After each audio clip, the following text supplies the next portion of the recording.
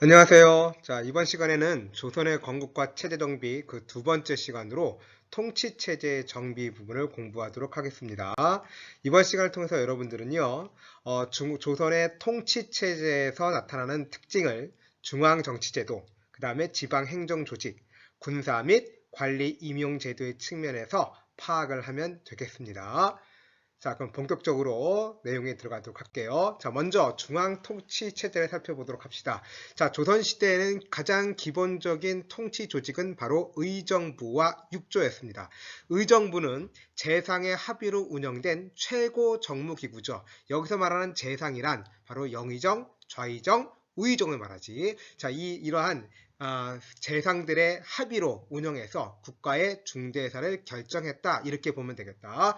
자, 그러면 이렇게 결정된 그런 국가의 정책을 집행을 해야 되겠지. 그 정책의 집행을 담당했던 것은 바로 육조가 됩니다. 그래서 육조는 이조, 호조, 예조, 병조, 형조, 공조 이렇게 여러 관청을 두고 국가의 사무를 분담해서 처리를 했죠. 자, 이러한 육조는요, 고려 시대에 비해서 매우 그 위상이 강화됩니다. 자, 고려 시대에는 중서문화성이 있고 상서성이 있는데 정책의 집행은 상서성이 했다. 상서성 아래에 이부, 병부, 호부, 예부, 형부, 공부가 있었잖아. 자, 그런데 이러한 고려 시대의 육부보다 조선시대 육부가 훨씬 더 그 권한이 컸다라는 것만 알아두면 되겠어요.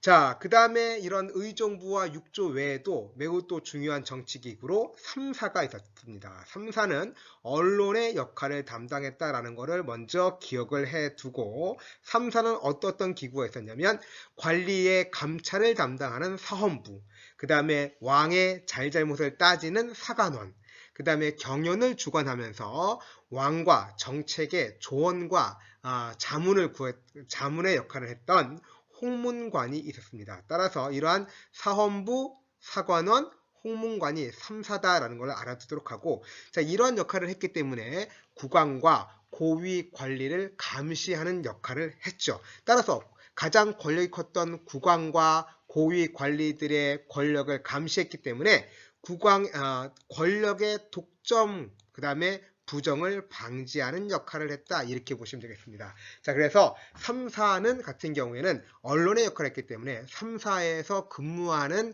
관직자들을 우리는 언관이다. 이렇게 얘기를 했습니다.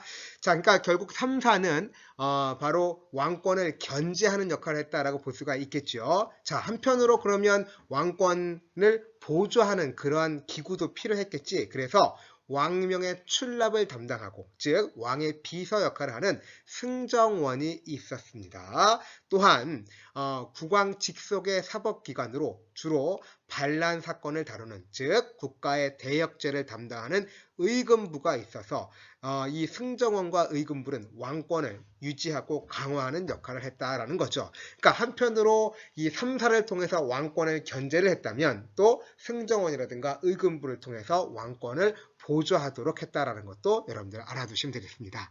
자, 그 다음에 이러한 그 의정부와 육조, 3사 이런 거 외에도 수도의 행정을 담당하는 한성부, 그 다음에 역사서의 편찬과 보관을 담당하는 춘추관, 그 다음에 최고 교육기관으로 국립대학으로 성균관 등이 있었죠. 자, 그러면 이제 중앙집권체제의 강화라는 측면, 즉 다른 말로 하면 지방행정제도에서 나타나는 특징을 살펴보도록 하겠습니다. 자, 우리 고려시대는 5도 양계로 구분되어 있었지. 즉 일반 행정구역과 군사행정구역으로 이원화되어 있었어. 그런데 조선시대는 이것을 일원화합니다. 즉 전국을 8개의 도로 구분을 했어. 즉 북쪽으로부터 함경도, 평안도, 황해도, 경기도, 강원도, 충청도, 전라도, 경상도 이렇게 8개의 도를 두고 이 도 아래에는 고을의 크기에 따라서 부, 목, 군, 현을 두었습니다. 그리고 그 지방관으로서 도에는 관찰사를 파견을 했고, 부목, 군, 현에는 부윤이라든가 목사라든가 군수와 같은 수령을 파견을 했습니다. 그래서 이 도에 파견된 관찰사가 그 도 아래에 있는 부목, 군현에 파견된 수령을 감시하는 역할도 했다라는 것도 알아두시고요. 자, 그러면 이러한 수령들은 어떤 일을 하느냐? 왕의 대리인으로서 그 고을의 행정과 사법, 군사권을 행사했다라고 보시면 되겠고, 이 수령의 업무를 보좌하는 사람으로 역시 향리가 있었다. 이 향리는 조세 징수와 같은 행정 실무를 처리를 했는데, 여기서 알아둬야 될 건 조선시대의 향리는 고려시대에 비해서 그 지위와 권한이 약화되었다는 것을 좀 알아주면 되겠습니다. 즉, 이 조선시대의 향리는 고려시대와는 다르게 과거의 응시가 불가능했고 국가로부터 토지도 지급받지 못했습니다. 그리고 그 역은 대대로 세습이 되었다라고 기억해 두면 되겠고, 고려시대에 비해서 그 권한이 약화되었다. 그걸 알아두도록 하십시오. 자, 그 다음에 조선의 지방행정조직에서 가장 중요한 것은 바로 뭐니 해도 특징입니다. 자, 조선시대에는 모든 군현의 지방관이 파견되었습니다. 즉, 속현이 소멸되었다, 이렇게 보면 되겠어요.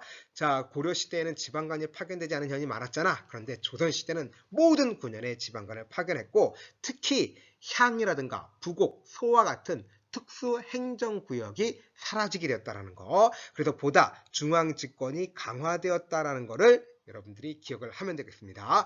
자, 그 다음에 조선시대에는요, 유향소라는 것이 있었어. 이 유향소는 각 고을의 양반들로 구성된 기구였습니다. 지방 양반들을 우리 사족이라고 얘기를 하는데, 이 지방 양반, 사족으로 구성된 것이 유향소였고, 이 유향소에 있는 그런 양반들은 한편으로는 수령을 보좌해주고, 그 다음에 향리들의 부정과 비리를 감시하는 역할을 함으로써 향촌 자치의 기능을 담당했던 그런 기구였다라고 여러분들이 기억을 하면 되겠습니다. 자, 이제 세 번째로 군사제도의 정비를 보도록 합시다. 자, 군사제도는 중앙군과 지방군으로 구성이 되죠.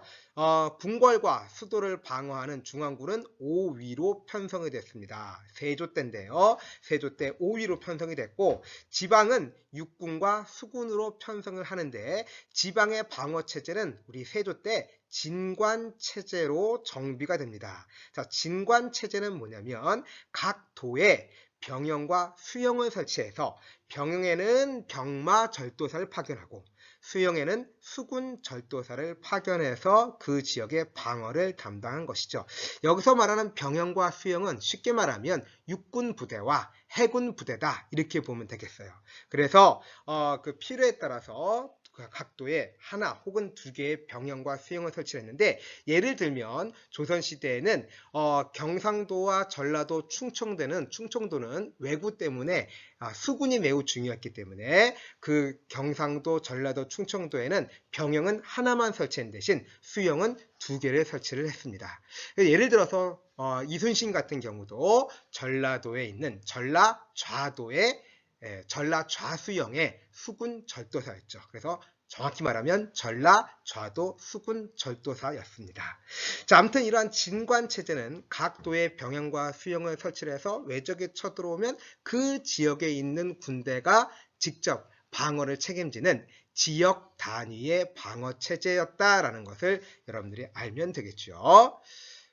자, 근데 마지막으로 이제 관리 임용제도를 보겠습니다. 조선시대 관리 임용제도는 크게 세 가지가 있었는데요. 첫 번째가 바로 과거고, 그 다음에 천거고, 문음이 있습니다. 우리 문음은 다른 말로 하면 고려시대의 음서다라고 보면 되겠습니다. 그런데 조선시대의 경우에는 능력 위주의 사회로 발전하게 되면서 실질적으로 관리가 될 수 있는 거의 유일한 방법은 바로 이 과거였습니다. 그래서 과거를 반드시 알아둬야 될 것이고요.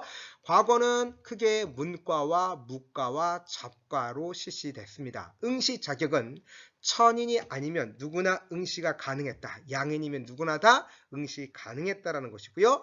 3년마다 실시가 되었습니다. 자, 그래서 문과를 선발하는 문과의 경우를 보면, 자, 2차 시험으로 나눠져요. 즉 소과와 대과로 나눠지게 되는데, 소과에 합격하면 생원이나 진사가 되는 겁니다. 이 생원이나 진사가 되면 이 사람들은 성균관에 입학을 하거나 혹은 하급 관리가 되고, 이들이 성균관이라든가 이제 조선 중기 이후에는 서원에서 자체적으로 공부를 하면서 문과, 즉 대과에 응시를 하게 되는 것이죠. 한편 무관을 선발하는 무관은 속과 대과가 없이 한 번, 무예시험 한 번으로 28명을 뽑았습니다.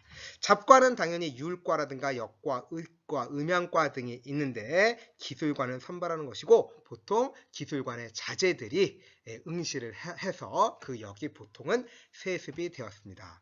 자, 추천제로 등용되는 것이 천거제가 있었는데요. 이건 대부분 기존 관리를 대상으로 했고 그 다음에 음서는 고려시대에 비해서 그 대상이 축소됐고 특히 음서로 진출하면 거의 고위 관리로 승진하는 것이 어렵기 때문에 조선시대의 경우는 거의 과거만이 유일한 관직에 진출하는 방법이었다라고 여러분들이 정리를 하면 되겠습니다.